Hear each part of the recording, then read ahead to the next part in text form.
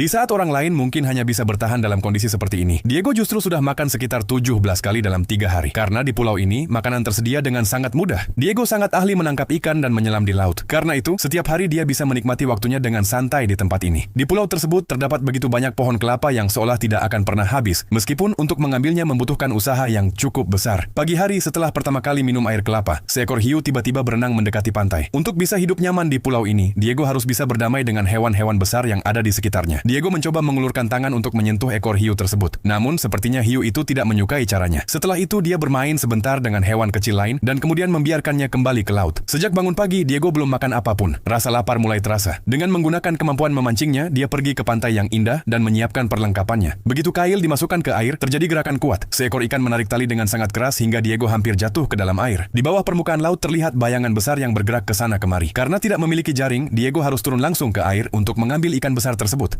Untungnya, ikan itu sudah mulai lelah. Ukurannya hampir sebesar tubuh Diego sendiri. Ikan itu cukup untuk menjadi makanan hari ini. Setelah kembali ke pantai, dia mengumpulkan daun kering dan rumput untuk membuat api. Sambil menunggu api membesar, dia menggunakan pisau lamanya untuk memotong ikan menjadi 2 bagian. Karena ikan itu sangat besar, dia hanya akan memasak setengahnya untuk makan pagi. Namun tiba-tiba seekor belut mulai memakan potongan ikan yang dia simpan. Saat mendengar suara itu, Diego datang dan belut tersebut langsung melarikan diri. Diego tidak berniat memakan belut itu, jadi dia tidak mengejarnya. Ternyata ada satu belut lain di dalam air. Mereka berdua datang bersama untuk mencari makanan. Belut itu sudah merusak bagian ikan tersebut. Daripada membuangnya, Diego memasukkannya kembali ke air, agar hiu bisa memakannya. Saat melihat hiu memakan ikan itu, Diego teringat bahwa ikan miliknya sendiri masih sedang dimasak di atas api. Dia segera kembali dan melihat ikan tersebut sudah matang dengan sempurna. Setelah menambahkan sedikit bumbu, dia mulai memakannya. Bagian luarnya terasa renyah, tulangnya sedikit, dan makanan itu sangat bergizi. Walaupun tampilannya tidak terlalu menarik, rasanya sangat lezat. Setelah makan, dia melakukan sedikit olahraga, agar tubuhnya tetap sehat. Dia juga membuat kalung dari tulang ikan sebagai kenang-kenangan. Saat waktu luang, dia mencoba membuat suara drum menggunakan benda-benda yang ada di sekitar pulau. Setelah lelah, dia duduk di tepi laut, menikmati angin sejuk sambil minum air kelapa. Setelah itu, dia pergi tidur siang. Ketika bangun, hari sudah sore. Dia kemudian berjalan-jalan di hutan dekat pulau. Di sana dia menemukan sebuah wadah tertutup yang tersembunyi di bawah kayu kering. Karena sekarang dia memiliki alat untuk memasak, dia berpikir untuk menambah nutrisi dengan memasak sayuran bersama daging. Dia mengumpulkan setengah wadah sayuran liar dan menyalakan api di bawah sebuah batu besar untuk memanaskan minyak. Setelah memasaknya selama 15 menit, dia segera memakan sayuran tersebut. Rasanya sangat segar dan alami, tidak pahit dan juga tidak manis. Setelah menghabiskan makanannya, Diego berbaring santai di tanah. Begitulah cara Diego menghabiskan harinya bertahan hidup di pulau terpencil.